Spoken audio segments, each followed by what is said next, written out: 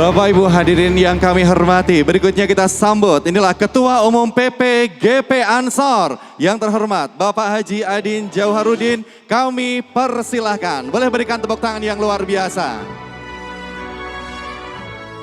Assalamualaikum warahmatullahi wabarakatuh. Alhamdulillahirabbil alamin, nahmaduhu wa nasta'inuhu wa nastaghfiruh. Allahumma shalli ala sayyidina Muhammadil fatihil lima ughliq wal khatimi lima sabaq nasirul haqqi bil haqqi wal adil siratikal mustaqim wa ala alihi wa sahbihi qadrihi wa miqdarihil azim. Amma ba'du. Hasantukum bil hayyil qayyum alladzi la yamutu abada wa da'fatu ankum su'a bi alfi la haula wala quwata illa billahil aliyil azim. Li khamsatun utfi biharul wabail hatim al mustafa wal murtada wa ibnu wa fatimah.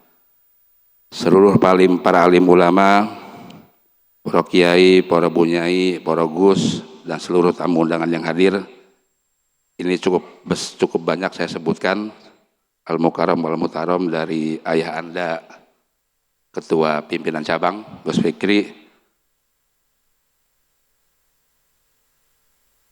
Kemudian sama-sama kita hormati Rais Suriah Kiai Haji Umar Faruk, kemudian Rais Suriah PCNU Kiai Haji Abdul Nasir Badrus, kemudian Ketua Tanfidiyah PCNU Matur Suwun Romo Kiai Haji Muhammad Ma'mun, kemudian juga tak lupa rekan saya yang saya cintai, saya hormati, saya sayangi, ini Pak Bupati, kita berikan aplaus.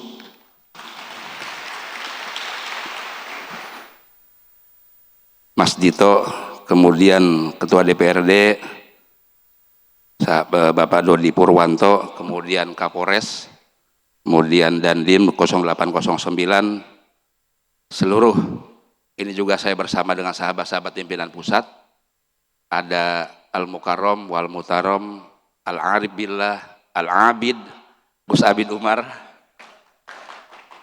kemudian juga ada sahabat Bisri, Korwil juga masih merangkap sekretaris wilayah, kemudian ada sahabat Rizal, ada sahabat Syapril, kemudian yang juga sama-sama kita hormati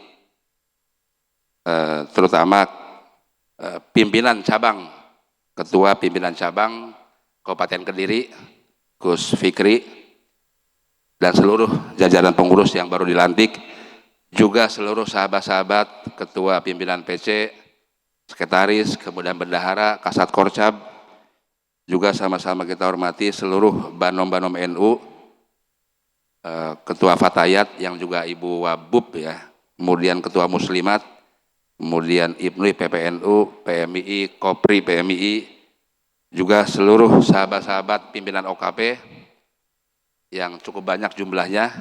Ini ada Pemuda Pancasila, kemudian ada Pemuda Muhammadiyah, kemudian ada DPD KNPI, kemudian unsur Musbida, kemudian para anggota Dewan terpilih, juga tak lupa Kepala Kantor Kementerian Agama Kabupaten Kediri, dan seluruh sahabat-sahabat sekalian, sahabat-sahabat Ansor, sahabat-sahabat Banser, sahabat-sahabat Rijal Ansor yang saya cintai. Ini pertama, saya bingung mau sambutan apa. Karena semua bahan sudah selesai semua. Dari bahan yang serius sampai bahan yang humoris. Semua sudah selesai, terlebih kemudian closing tadi oleh Pak Bupati luar biasa. Ya. Jadi sambutan juga Gus Fikri luar biasa, kemudian Romo Ketua Tanfidiyah NU juga luar biasa. Saya bingung mau sambutan apa. Tapi sahabat-sahabat sekalian, sebenarnya tadinya awalnya itu saya ke Jawa Timur itu hanya untuk urusan putra saya yang mondok di Jombang, di Alaqobah. Kebetulan dalam rangka ulang tahun pesantren yang ke-25. Tapi nggak tahu kenapa kemudian hati saya harus melangkah ke Kediri. Ini magnetnya luar biasa ini. Saya yakin doa dan tirakatnya Gus Fikri tinggi sekali ini. Tapi kemudian sebelum ke Kediri, saya dipaksa harus ke Bojonegoro. Dari Bojonegoro kemudian ke Tulung Agung. Dari Tulung Agung kemudian ziarah ke Endan Alfa, kemudian sama Mbah Jalil. Baru ke sini. Padahal targetnya cuma sehari jadi 3 hari. Tapi ada satu hal yang kemudian para kiai, para gus dan para bunyai, Kediri ini saya punya pertalian darah dan punya pertalian sanad. Termasuk mungkin juga nasab kalau di ujungnya. Karena ada Mbah Mahrus Ali, Lirboyo, leluhur juga di Cirebon. Kemudian adik saya yang paling bungsu pernah mondok di HM Putra Al-Mahrusiyah. Sahabat-sahabat sekalian, para alim ulama, para masyayikh sekalian. Saya tidak banyak bisa berkata-kata, tapi saya hari ini sangat luar biasa senangnya. Ya. Jadi pertama tadi sampaikan oleh Pak Bupati, semua tadi dimintai soal apa yang kira-kira diinginkan. Karena apa? Karena memang keinginan dan kebutuhan itu beda. Saya yakin di sini kalau berbicara soal kalau kebutuhan, antara pendapatan bulanan dengan kebutuhan itu impas. Pasti, dan juga termasuk masih ada sisanya. Tapi kalau bicara dengan keinginan, nah ini yang saya nggak tahu. Jadi kebutuhan dengan gaya hidup ini kadang-kadang jomplang. Nah sahabat-sahabat sekalian, tadi luar biasa ketika ditanya apa kebutuhannya, tadi yang sampaikan, semuanya berbicara soal kepentingan orang banyak. Kepentingan keluarga, jangka panjang, kepentingan pendidikan, termasuk ditanya laptopnya untuk siapa, ternyata untuk PAC. Jadi kita berikan aplaus kepada Pak Bupati, ini luar biasa. Dan kita mengapresiasi betul tadi sahabat Banser kita yang sudah umur 64 tahun, Matur Suwun Romo Yai, ini luar biasa dan ini masih banyak. Di seluruh pelosok Nusantara, kader-kader Banser kita yang ikhlas luar biasa dan usianya berkhidmat lebih dari 40 tahun sampai menjelang akhir hayat. Sahabat-sahabat sekalian, tentu kira-kira tadi saya sedikit menampilkan ini pimpinan pusat. Oh ya, sebelum itu ini kan banyak sahabat-sahabat Ansor, sahabat-sahabat pimpinan OKP. Darah saya itu ada darah-darah sahabat-sahabat sekalian. Karena apapun hari ini OKP kemudian utusan yang datang, saya pernah mengalami itu semua. Saya dulu pernah menjadi ketua umum PBPMI, berjuang dari awal panjang sampai menjadi ketua umum. 2011-2013. Saya juga pernah bertarung dulu di KNPI 2019-2021 3 tahun dan menjadi sekjen. Dulu ketua umumnya Nur Fajriansah, saya sekjennya. Nah hari ini saya ketua umumnya bendumnya Nur Fajriansah di Ansor. Lalu kemudian di Ansor pernah dari bawah. Dari mulai wasekjen, kemudian ketua bidang, bendahara umum, hingga menjadi ketua umum. Jadi kalau jabatan publik orang itu biasanya dari bawah sampai ke atas. Ini saya kebalik, dari atas terus ke bawah.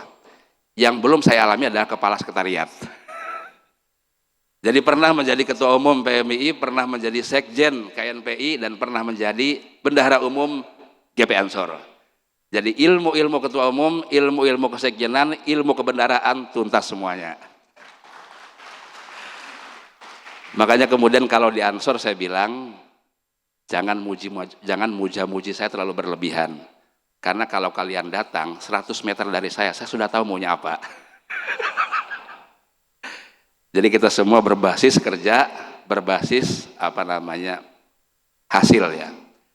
Sahabat-sahabat sekalian, memang kita akan menghadapi satu fase, satu masa. Ini mungkin satu masa transisi ya. Ingatkan saya mungkin maksimal sebelum jam 5 sudah selesai. Satu masa transisi. Ini ada sahabat-sahabat di KPU Bawaslu bahwa hari ini adalah hari momentum pemilu elektoral terakhir.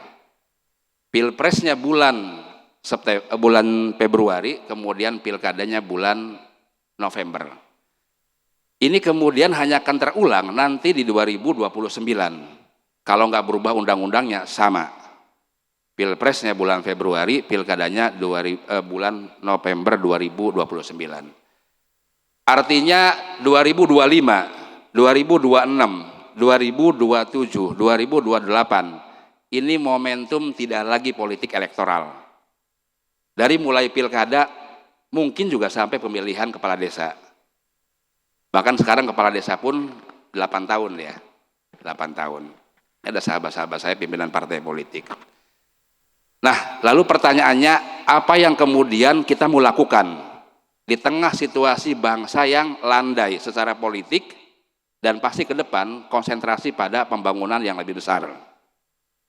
Pikiran saya kemudian orientasi berbangsa kita ke depan akan fokus pada beberapa hal. Satu, pada soal pembangunan IKN. Yang kedua, pada soal penyelesaian infrastruktur yang belum selesai. Yang ketiga, soal nutrisi atau gizi atau makan siang gratis. Yang ketiga, soal pengembangan ruang anak-anak muda. Yang keempat, soal pengembangan inovasi dan bisnis. 5 arah pembangunan nasional ke depan. Pertanyaannya adalah, kita mau ngapain? Kemudian, Ansor mau ngapain? Inilah yang perlu kita tata. Nah, ditoto ladeni, ya kan? Perlu kita tata. Nah, perlu kita tata. Kita menghadapi situasi yang baru. 4 tahun ke depan tidak ada politik-politik.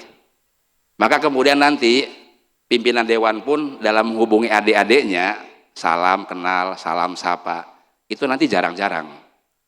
Nanti baru akan menyapa di akhir 2028, menjelang pemilu kembali. Nah, ini situasi yang sangat berbeda. Oleh karena itu, apa yang mau kita lakukan?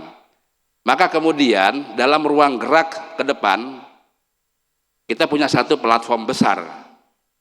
Saya ingin menegaskan bahwa kita semua harus membangkitkan raksasa-raksasa dalam diri seluruh kader Ansor dan seluruh kader Banser.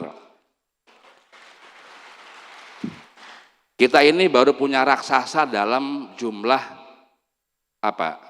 Dalam jumlah massa, jumlah orang. Kita belum membangkitkan raksasa dalam diri kita dalam hal ekonomi maupun hal-hal inovasi yang lain. Maka saya tegaskan ke depan, kalau ingin mengundang ketua umum, pastikan bahwa dari mulai ranting sampai pimpinan wilayah harus ada plusnya. Siap? Karena apa? Jangan sampai kemudian 90 tahun Ansor berdiri, tugas ketua umum hanya melantik dan kaderisasi, membosankan.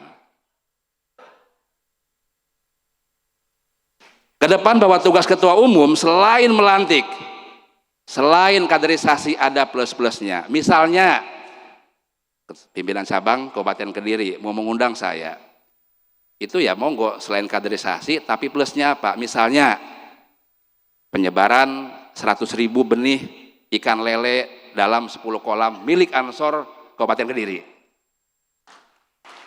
Atau kemudian cabang manapun atau bahkan ada ranting sambil meresmikan rumah taman bacaan masyarakat misalnya. Bikin perpustakaan rakyat. Atau misalnya Tulung Agung meresmikan kampung vokasi Tulung Agung. Saya ingin bahwa banyak hal cabang-cabang dari mulai ranting sampai wilayah melakukan inovasi yang luar biasa. Kelak kemudian kalau sahabat-sahabat mengumpulkan banyak inovasi, kita data, nanti setiap tahun kita bikin Ansor Innovation Summit, konferensi tinggi inovasi Ansor seluruh Indonesia, dan kita berikan penghargaan untuk 3 kategori, untuk 3 di masing-masing kategori inovasi. Saya ingin kita semua bangkit. Ya. Maka kita perlu membangkitkan raksasa dalam diri kita. Kenapa kemudian Presiden Soekarno menjadi orang hebat? Kenapa Presiden Soeharto menjadi orang hebat? Kenapa almarhum Allahyarham Gus Dur menjadi orang hebat? Karena sudah membangkitkan raksasa dalam dirinya, the giant within. Nah, kita semua saya ingin sahabat-sahabat para kader bangkitkan raksasa kita semuanya. Selama ini yang menjadi macan tidur, bangkitkan semuanya. Mimpi-mimpi sahabat-sahabat semua bangkitkan. Berkhidmat itu totalitas dalam organisasi, iya. Tapi juga berkhidmat adalah membangun mimpi-mimpi kita semuanya agar terwujud. Baik itu mimpi pribadi, mimpi kolektif maupun mimpi organisasi. Nah, ini tugas berat ketua pimpinan cabang yang tadi dilantik. Karena apa? Selama organisasi itu ada harapan, ada mimpi yang dikelola, maka semangat untuk berkumpul, berhimpun, bekerja bareng itu ada. Tapi kemudian kalau organisasi sudah nggak ada harapan yang bisa dibangun dan dikelola, maka tidak ada lagi kehidupan dalam organisasi. Maka yang namanya ketua pimpinan, cabang, ranting di semua tingkatan, ini adalah seorang manajer, pengelola mimpi-mimpi jutaan kader yang menjadi anggota di bawahnya. Nah, sahabat-sahabat sekalian, ini inovasi ini kita bangkitkan, ansor segala macam kita bangkitkan. Maka ini ada satu model baru, saya ikutin Pak Bupati tadi. Kemudian ayahanda kita, ketua PCNU. Jadi oleh karena itu untuk melakukan, tugas saya adalah apa? Tugas saya yang terberat adalah membentuk manusia ansor masa depan 5 tahun ke depan mau jadi apa? Tugas saya adalah membentuk wajah Banser 5 tahun ke depan mau jadi apa? Tugas saya adalah membentuk wajah Rijal Ansor ke depan mau jadi apa? Karena apa? Ini kesempatan emas untuk menata semuanya. Kalau 5 tahun ini hilang, maka hilanglah sumber daya manusia unggulan 5 tahun ke depan dan seterusnya. Maka oleh karena itu saya sudah wakafkan diri saya. Kita bersama-sama niat semuanya. Mumpung dikasih kesempatan, usia muda, energik segala macam. Saya ingin semua bangkitkan motivasi kita, semangat kita. Bahwa nggak cukup dengan begini-gini saja.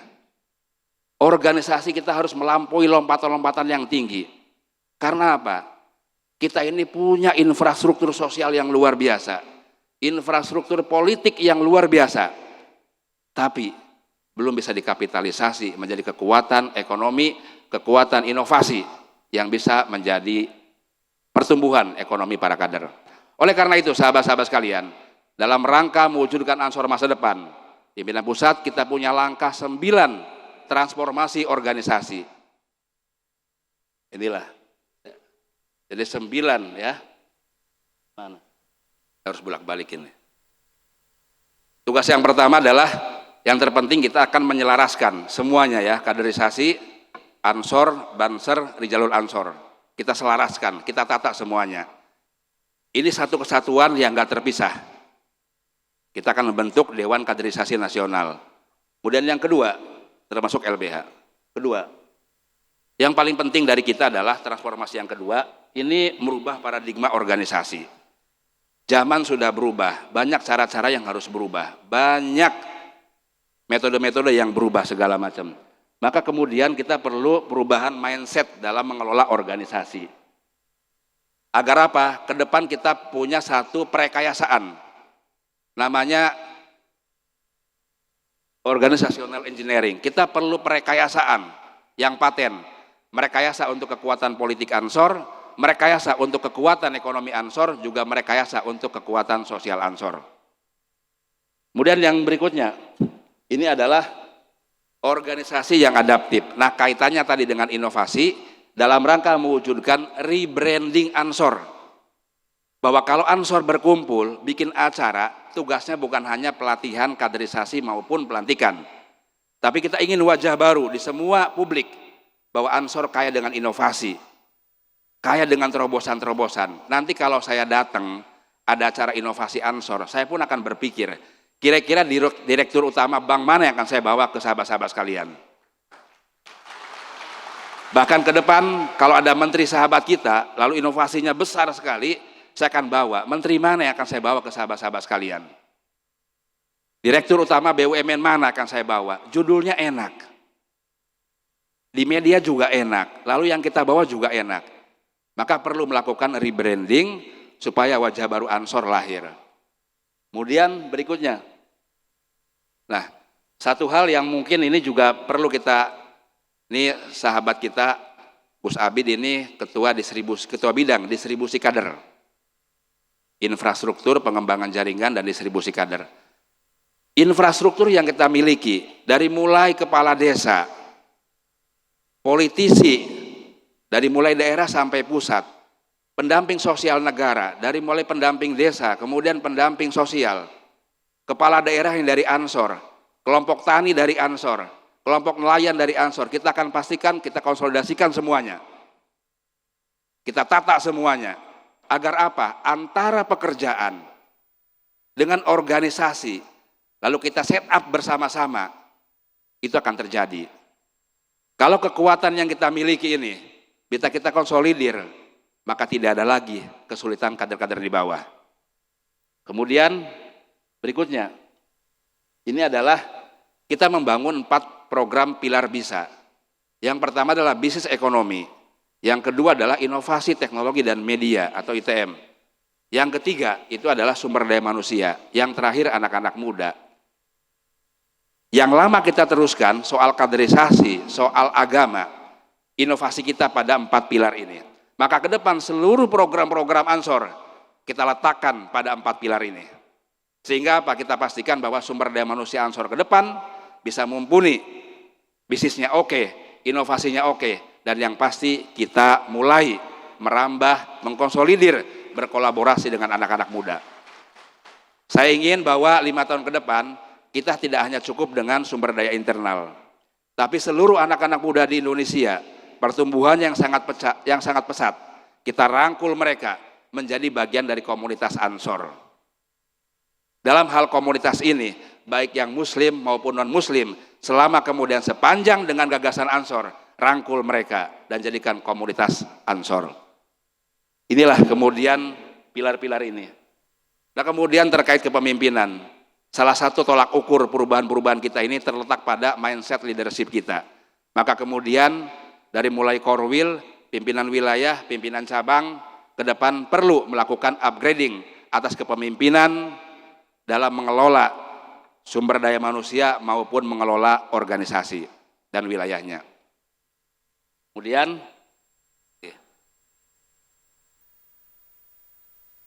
nah ini berikutnya, ini adalah pilar organisasi, ini siap. Alhamdulillah, kita memiliki satu platform besar yang menjadi penghubung dari semua kepentingan besar Ansor, namanya aplikasi Siap. Nanti sahabat-sahabat sekalian yang belum download, belum isi, monggo diisi. Ini menjadi kebanggaan kita semuanya. Kemudian terakhir, apa? Terakhir adalah diaspora Ansor dunia. Sekarang kita punya 8 cabang, tahun ini mudah-mudahan proses menjadi 20 cabang di luar negeri, 20 negara. Inilah ikhtiar pimpinan pusat Gerakan Pemuda Ansor dalam rangka membangun atau menuju Ansor masa depan. Sahabat-sahabat sekalian, dengan semangat yang kita punya, dengan keberanian yang kita punya, dengan keyakinan yang kita punya, kita harus melakukan sesuatu. Karena apapun mimpi kita, semua tergantung pada keyakinan. Idzil fata hasba'ti qadhirufi fakullu malam yataqid lam yantafi. Terima kasih. Akhirul kalam wallahul muwaffiq ila thoriq. Wassalamualaikum warahmatullahi wabarakatuh. Dan Bapak Ibu hadirin kami hormati, berikutnya sebagai ungkapan rasa syukur kita pada Allah SWT, sekaligus teriring harapan, mudah-mudahan kegiatan kita ini penuh berkah.